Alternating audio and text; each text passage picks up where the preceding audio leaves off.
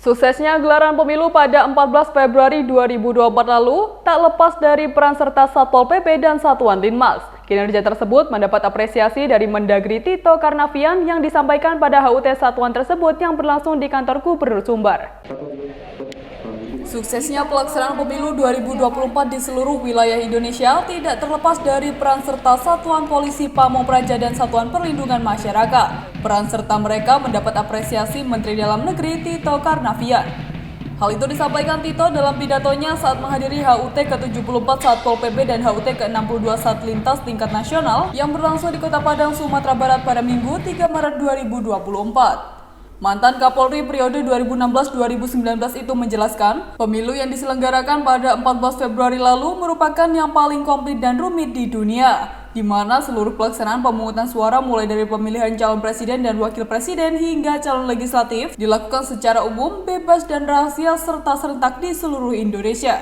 Sehingga untuk menangani hal itu dibutuhkan manajemen yang sangat baik dan matang agar perbedaan yang terjadi tidak memicu konflik yang dapat merugikan banyak pihak. Pada kesempatan tersebut, Tito Karnavian juga meminta kepada seluruh personil Satpol PP dan Satlinmas di seluruh Indonesia untuk selalu disiplin dan selalu humanis kepada masyarakat. Pada perhelatan pemilu 14 Februari, kita merasakan peran yang sangat besar dari teman-teman Satpol PP dan Satuan Litmas. Kita tahu bahwa dalam pemilu 14 Februari lalu, Presiden, Wakil Presiden, kemudian legislatif di semua tingkatan, mulai di DPD RI, DPR RI, DPRD tingkat 1, Provinsi, DPD tingkat 2, itu memerlukan manajemen agar tidak terjadi konflik yang menghancurkan. Pemilihan umum atau election merupakan bagian terpenting daripada demokrasi. Dan itulah hak demokrasi dan menjadi penanda bahwa Indonesia adalah negara demokrasi. Negara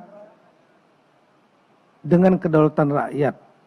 Demos dan kratos, demos artinya rakyat, kratos artinya kekuasaan ada di tangan rakyat.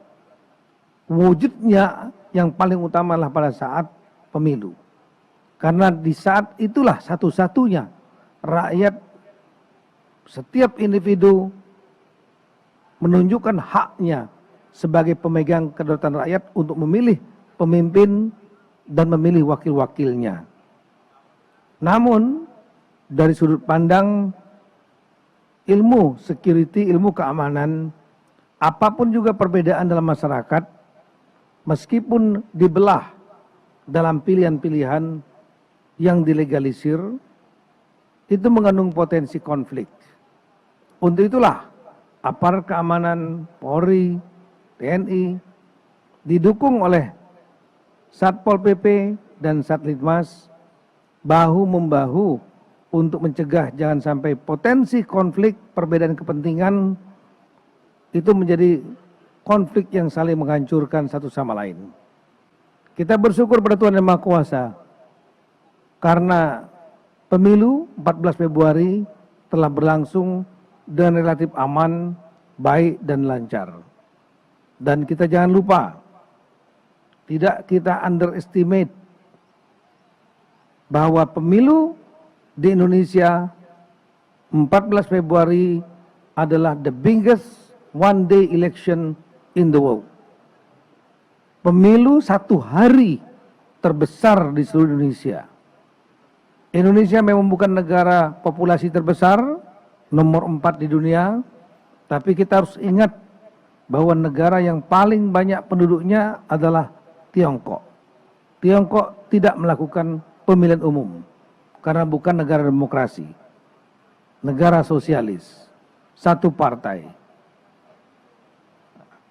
Pemilu yang lain dilaksanakan di negara besar nomor 2 adalah di India, tapi bukan berlaku satu hari, berlaku 2 bulan yang dilaksanakan per negara bagian atau per provinsi secara berturut-turut.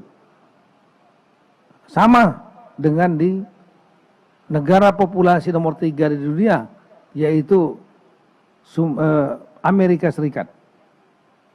Amerika Serikat melakukan tidak dalam satu hari, tapi berbulan-bulan di semua negara bagian, dan berlaku prinsip the winner takes all. Artinya kalau seandainya satu calon di satu provinsi dia memenangkan, maka semua suara di negara itu akan diambil oleh yang menang. Kita tidak. Indonesia memperlakukan pemilihan langsung, umum, bebas dan rahasia, serempak dalam satu hari yang sama.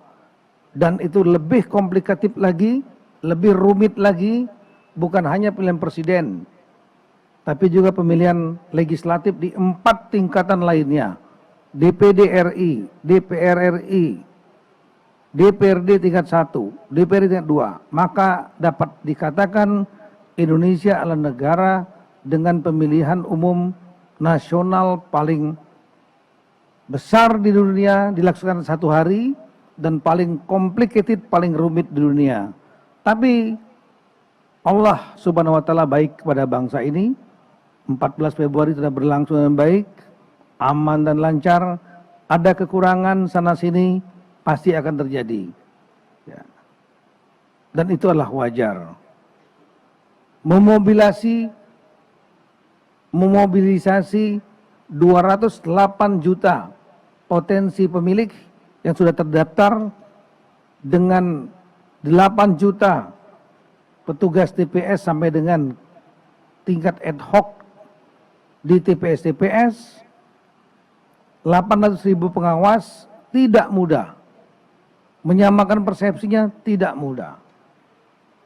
Keberhasilan penyelenggaraan pemilu yang lalu itu adalah bukan kerja satu orang, bukan kerja satu instansi, tapi adalah kerja bersama KPU, Bawaslu, DKPP, pemerintah, aparat keamanan, media, partai politik peserta pemilu, kandidatnya, kemudian juga media dan peran serta masyarakat, semua bahu-membahu.